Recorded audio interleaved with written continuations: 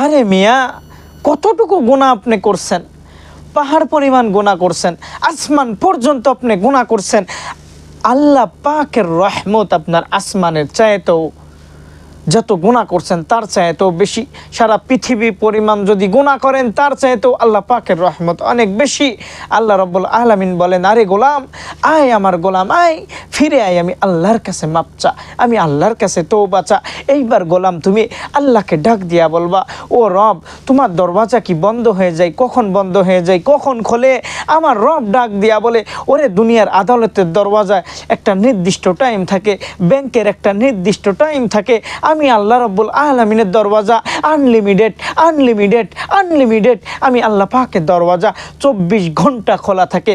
বান্দা, কখন তুই নামাজে দাঁড়াইয়া আমি আল্লাহর জিকির করবি, আমি আল্লাহকে ডাকবি, আমি আল্লাহকে স্মরণ করবি, আমি আল্লাহর কাছে তওবা করবি। এই গোলাম, আমি আল্লাহর কাছে যখন তওবা করবি, আমি আল্লাহ রাব্বুল আলামিন তোকে মাফ করে দেব। আমার আল্লাহ দয়ার সাগর। কেমন নবী পাইলাম আমরা, রাহমাতাল লিল আলামিন জনাবে মুহাম্মদুর রাসূলুল্লাহ সাল্লাল্লাহু আলাইহি ওয়াসাল্লাম। আজকে যেই নবীর আদর্শ বাদ দিলে কোরআন বোঝা যায় না, আজকে যেই নবীর আদর্শ বাদ দিলে ইসলামের বিধিবিধান অনুযায়ী জীবন যাপন করা যায় না, সেই নবীর উম্মত আমরা আজকে। এই আল্লাহর গোলামেরা, ও দুনিয়ার মুসলমান ইমানদার আল্লাহর গোলাম, আল্লাহ রাব্বুল আলামিন বলেন, দুনিয়াতে কোনো ভয় নাই, আখিরাতে কোনো পেরেশানি নাই। আমি আল্লাহকে যারা রব বলে স্বীকার করছো আর মানছো,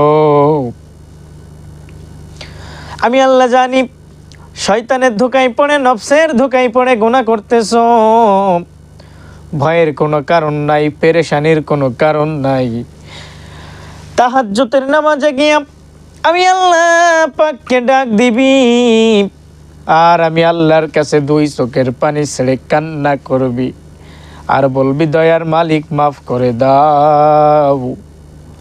ওরে বান্দা, গুনাহ করতে ভালোবাসে, আল্লাহ মাফ করতে ভালোবাসে। কথা বোধহয় বুঝতে পারেন নাই এখনো।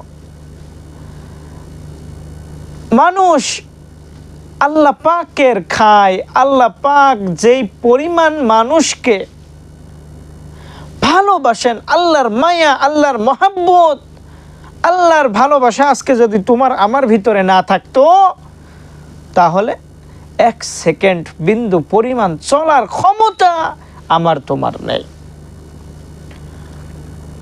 আল্লাহর রহমত প্রত্যেকটা মানুষের উপরে সব সময় বর্ষিত থাকে।